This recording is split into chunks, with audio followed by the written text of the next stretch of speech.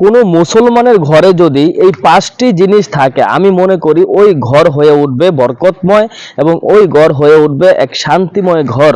অর্থাৎ আপনার এই ঘরে আপনি যত প্রকার অশান্তি আছে আপনি দূর করতে পারবেন এবং দূর হয়ে যাবে ইনশাআল্লাহ, যদি আপনার ঘরের মধ্যে এই 5টি জিনিস থাকতে পারে। আমার প্রিয় ভাই বন্ধুরা, অবশ্যই আমরা মনোযোগ সহকারে পুরো ভিডিওটি দেখার চেষ্টা করব এবং এই কি 5টি জিনিস, এই 5টি জিনিস সম্পর্কে আমরা অবগত নিজেরা হব, অপরকেও শেয়ার করে অবগত করার চেষ্টা করব ইনশাআল্লাহ। তার মধ্যে প্রথমেই হচ্ছে মেসওয়াক।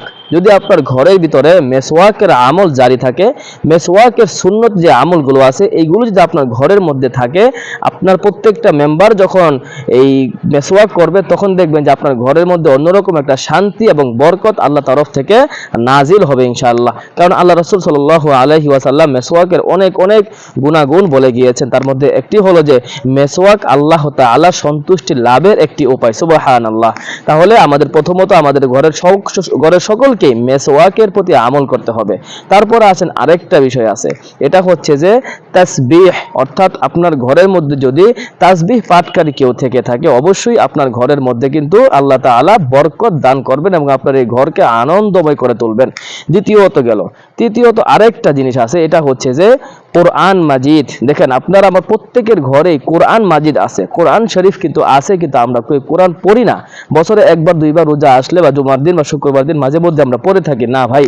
প্রতিনিয়ত যদি আপনার ঘরে কোরআন তেলাওয়াতের এই রসম চালু থাকে, কোরআন তেলাওয়াত যদি প্রতিনিয়ত আপনার ঘরে হয়, আপনার ঘর হয়ে উঠবে আল্লাহ তাআলার শান্তিময় একটি ঘর এবং আল্লাহ আপনার ঘরের থেকে সকল প্রকার বিপদ আপদ বালা মুসিবত দেখবেন যে আল্লাহ তাআলা দূর করে দিবেন। 4 নম্বরে হচ্ছে যদি কোনো কুকুর অথবা কোনো এই প্রাণীর ছবি আপনার ঘরে না থাকে, যদি প্রাণী মুক্ত কোনো ছবি, কুকুরের ছবি বা এমন কোনো প্রাণীর ছবি আপনার ঘরে রেখেছেন, যেমন অনেকে রেখে দেয় কুকুরের ছবি, বানরের ছবি, বিড়ালের ছবি, এগুলো থাকলে কিন্তু রহমতের ফেরেশতা আপনার ঘরে ভাই প্রবেশ করবে না। এজন্য ভাই এই সকল প্রাণীর ছবিগুলো আপনাদের ঘরে যদি রাখেন তাহলে রহমত আসবে না, এই ঘর থেকে রহমত এবং বরকত উঠে যাবে। এজন্য বেশি বেশি এই সকল ছবিগুলোকে এড়িয়ে চলতে হবে। 5 নম্বরে সর্বশেষ যেটা, এটা আমি মনে করি সবচেয়ে খুবই গুরুত্বপূর্ণ, এটি হচ্ছে দিনদার স্ত্রী। যদি আপনার ঘরে দিনদার স্ত্রী থাকে তাহলে আপনার ঘরটাও শান্তিময় হয়ে উঠবে। আর যদি 5 নম্বরটা থাকে, বাকি 4 নম্বরগুলো অটোমেটিক এমনি কিন্তু জারি হয়ে যাবে। তো আমার প্রিয় ভাই ও বন্ধুরা, এই ভিডিওটা সর্বোচ্চ শেয়ার করে দিবেন যেন সকলেই এই 5টি জিনিসের প্রতি আমল করতে পারে এবং 5টি জিনিসকে যেন সকলেই আঁকড়ে ধরতে পারে।